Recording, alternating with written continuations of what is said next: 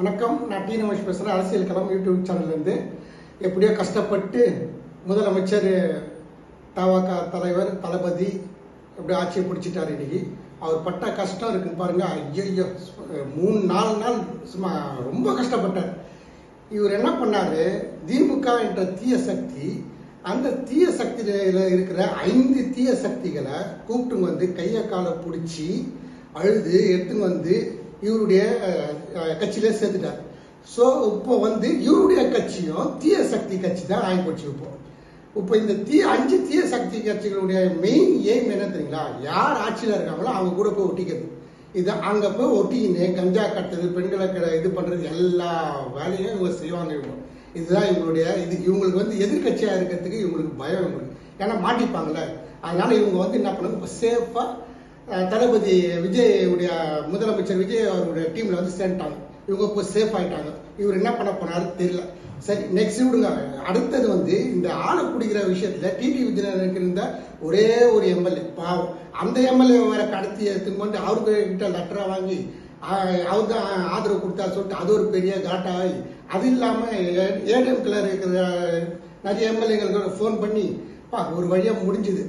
சரி, இப்போ பதவியேற்பு விழாவில் இவர் வந்து இவரை கூப்பிட்டு வந்து உட்கார வச்சிட்டாங்க. யாரு? நம்ம ராகுல் காந்தி. அவரை பார்த்தாலே மோடிக்கு சுத்தமாக பிடிக்காது. வயிறு எரியும், உடம்பெல்லாம் எரியும் அவரை பார்த்தாலே. இது வந்து எப்படி போகுதுன்னா,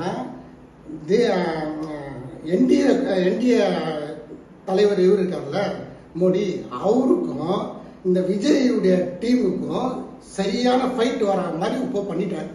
இதனால இது எனக்கு போய் என்ன எப்படி முடிய போகுது இல்லை. இவர் கேட்குற நிதி கொடுக்கணும், இவர் என்னென்ன பண்ணாரு அதுக்கெல்லாம் அவங்க நிதி கொடுக்கணும். இதெல்லாம் மோடி எப்படி கொடுக்க போறாரு? ஏன்னா பயங்கர காண்டில் கிடக்கிறாரு அவர் ராகுல் காந்தி மேலே. இது வந்து இந்து டீம், என்டிஏ வந்து மோடி வந்து இந்து டீமு, இது வந்து இந்துக்கு எதிரான டீம். அது மாதிரி ஆகி போச்சு. இப்போ இது எங்க போய் முடிய போகுதுன்னு தெரியல. சரி, ஃபர்ஸ்ட் கையெழுத்து இன்னைக்கு போட்டார். என்ன போட்டார்? ஃபர்ஸ்ட் கையெழுத்து 200 யூனிட் ஃப்ரீ. 500 யூனிட் யூஸ் பண்றவங்களுக்கு மட்டும் இந்த 200 யூனிட் ஃப்ரீ. ஆக மொத்தம் அந்த எக்ஸ்ட்ரா 100 யூனிட்ன்றது ஒரு யூனிட் 404 ரூபாய் 30 பைசானா 100 யூனிட் எவ்வளவு? 430 ரூபாய் தான் ஆகுது.